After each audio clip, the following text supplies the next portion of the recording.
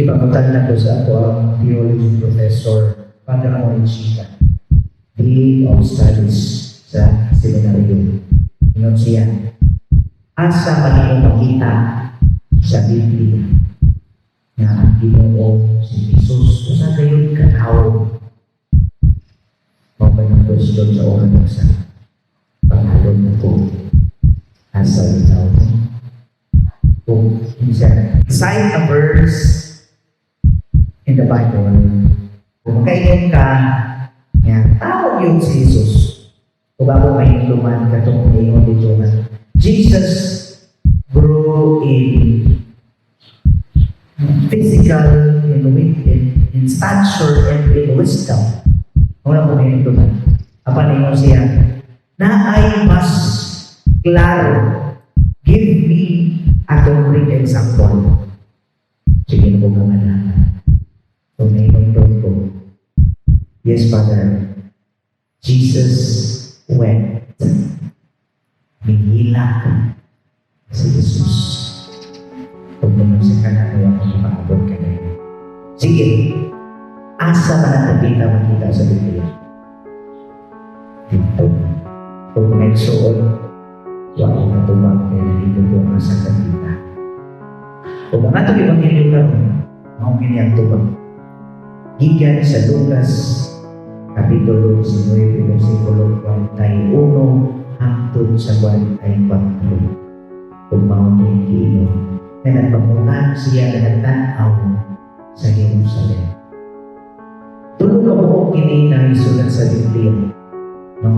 Gigan, now sa Juan, Kapitulo 11, versikulo 35, kung ako sa Hebreo, Kapitulo 5, versikulo 7 hangtod sa 20. So, kanang may mga accounts sa Bible nga si Jesus pinsiyabaw hihilak ng pangutan o nag-uul kaayo.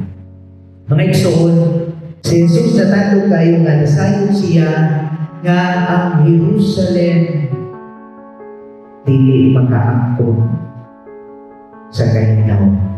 Dili niya magkita nga sila magmalibayon. Kaya nakita man niya ako maakon. Mga igsoon, kini mo ay makapahinumdom ka nato na si Kristo gayon tinuod na hitupa sa tanan niya nga mga pinangga ng mga anak sa Diyos. Mga igsoon, kung atong tanaw sa Ebanghelyo, tinuod nga suko kayo siya. Uningon si Father Rudy Morse sa SDT, uningon siya. Ang Ginoo naghila o nagtanaw ka nato sa mga adlaw. Bisan karong adlaw, kanunay siya naghila. Kaya kadaghan pa niya makita. Kadaghan mga pangitabo ka nato. Ilan na gini kahapon sa pagkamuhanan, panghabong diha sa katilipan, panghabong diha sa bahanti o sa tanang klase ng aspeto. O kini, usahay, dili man kita tanan, kung dili man kita ang maunong ini kita maunong manamas-tamasan. Kung dagan kaayong nag-antos, kung dagan kaayong mga kaigsuunan na ito, nga nagsakripisyo na mao'y idalabutan kaayo sa Ginoo, mao'y iyang inugdan sa iyang kalagon. Kahit daghan kaayo siya ipangsugi sa Biblia, madaghan kaayo ng kaigsuunan na ito. Bisan kita na nasa simbahan, tumuwang sa pagpapabanal. Kung mo kiniminsahin niya, alam na nato. Nag-uulog siya, nalilin kita, nakaangkon sa kalinaw. Usa ka journal gingon sa Holy Bible or Institutes Today in the World 1988 nga ang tibuok kalibutan na sa kalinaw sulod lamang sa ubos sa 8% sa manang panahon. Itong duman 1988 pakinig. 8% lang o ubos pa sa 8% na kita na sa kalinaw kung sa nalaghan ang panahon. Ubos lang dito ang panahon. Tanhan na tayo ng ibang mga na mga problema na nato. Bisa galing niya sa pamilya. So mga igsuot sa may ang tuyo o kung sa man ang angay buhato nato aron maangko nato kini kalinaw.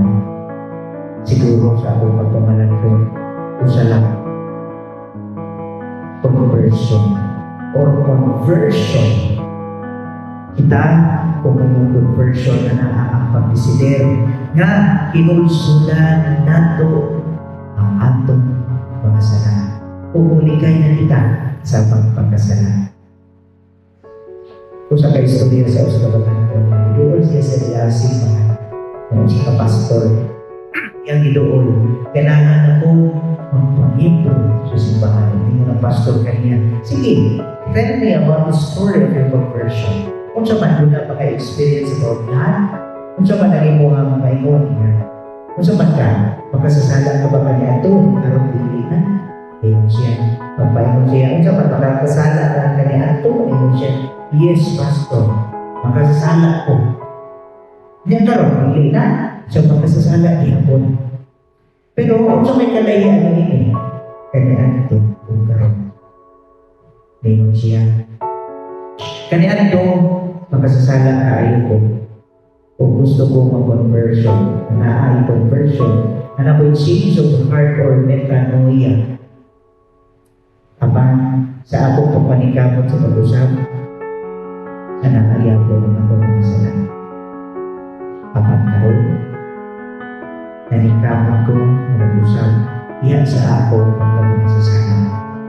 Nibiya ko sa akong pagkamasasala, kung biya, nidagan ako palayo, karon ako dili ng magsala.